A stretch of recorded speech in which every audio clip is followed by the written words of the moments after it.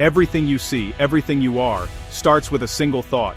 Isn't that amazing? The life you dream of is not something far away. It is not something for other people. It is inside you, right now, waiting to be born. Greatness begins in your mind. It is a small seed that you must water with your thoughts every single day. If you believe you can do something wonderful, you are already halfway there. Your thoughts create your feelings create your actions, and your actions create your life.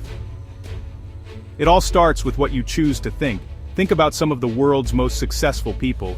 Look at Elon Musk, who dreams of going to Mars. Look at Steve Jobs, who put a computer in our pockets.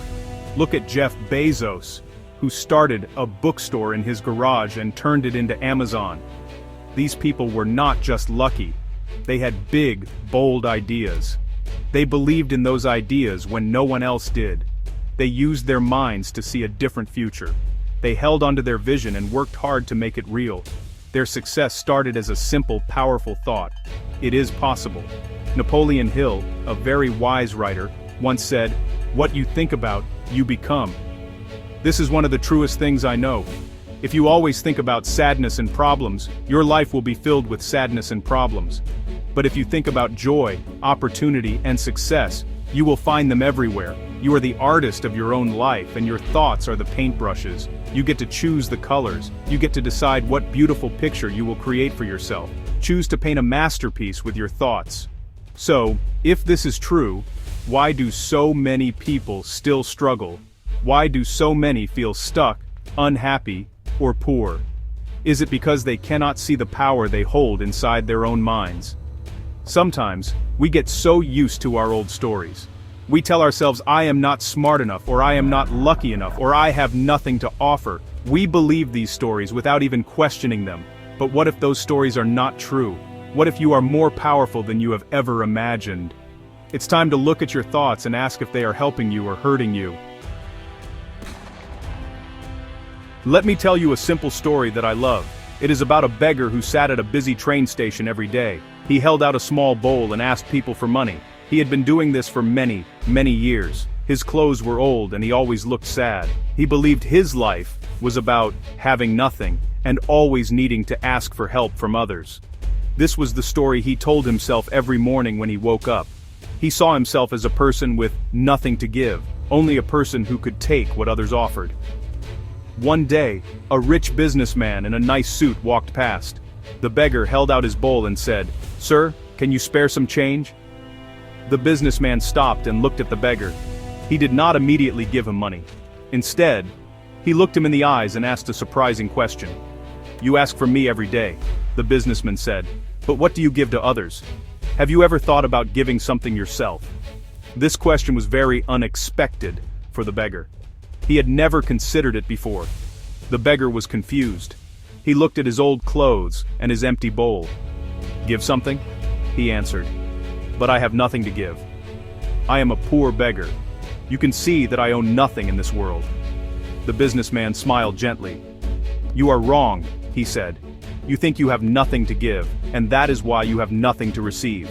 This is a very important lesson. If you want to receive, you must first learn to give." He did not give the beggar any money that day.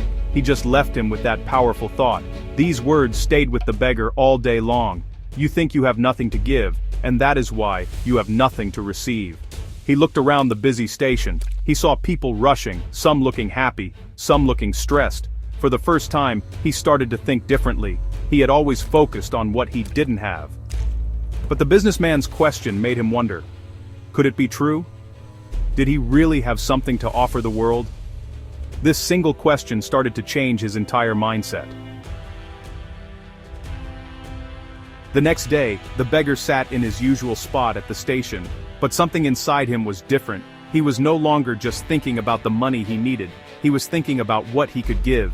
He looked around and saw some small, wild flowers growing near the tracks. An idea came to his mind. He picked a few of the prettiest flowers. He did not have a vase, so he just held them in his hand. He decided that he would give a flower to anyone who gave him money that day. It was a small gesture, but it was something. A woman dropped a few coins into his bowl. "Thank you," the beggar said, and then he held out one of the flowers. "This is for you," he added with a small smile. The woman was surprised. She had never received a gift from a beggar before. She smiled back at him, a big, genuine smile. "Thank you," she said. "It's beautiful." The beggar felt a warmth spread through his chest. It was a feeling he had not felt in a very long time. It felt good to give something back to the world. He continued to do this all day. For every coin he received, he gave a flower in return. People were happy to receive the unexpected gift. They started to see him not just as a beggar, but as a kind person. They talked to him more, they smiled at him more. Soon he was known as the Flower Beggar. People came to see him, not just to give him money, but to receive one of his flowers and a kind word. He was no longer just taking, he was part of an exchange of kindness. After a few weeks, the beggar realized he was earning more money than ever before, but more importantly, he felt different. He was no longer sad and hopeless. He felt proud. He felt useful. He had discovered that he did have something to give. It wasn't money, but it was kindness, beauty, and a smile. He learned that the value of what you give is not measured in money. By changing his mindset from, I have something to give, he had completely changed his reality. One day the same rich businessman returned to the train station. He saw the beggar, who now sat surrounded by little bunches of flowers. The beggar looked happy and was talking with a traveler. He looked like a different person. The businessman walked up to him. The beggar recognized him immediately. "I have been waiting for you," the beggar said, his eyes shining with gratitude. "I want to thank you. You taught me the most important lesson of my life." He then handed the businessman a beautiful flower. The businessman accepted the flower. "You did this yourself," he replied. "You learned that your wealth is not in your pocket but in your mind. You started to believe you had something to give, and the world gave back to you. Remember this feeling. Continue to look for ways to give, and you will find that you will never be poor again." The beggar understood. His real change was not the money in his bowl. The real change was the richness he now felt inside his own heart and soul. This story teaches us a powerful lesson. Your life is a reflection of your thoughts. If you think you are poor in spirit, you will be. If you think you have nothing to offer, you will not. But if you change your mindset, you can change your entire life. Look for the good. See the abundance around you. Find what you can give. A smile, a kind word, your time, your talent. Everyone has something to offer.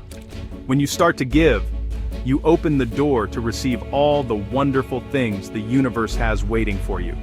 So, I ask you today, what are you thinking? What story are you telling yourself? Is it a story of lack, or is it a story of abundance? The choice is yours. Begin today. Change your thoughts, and watch your world transform. You have so much power within you. You have so much to give.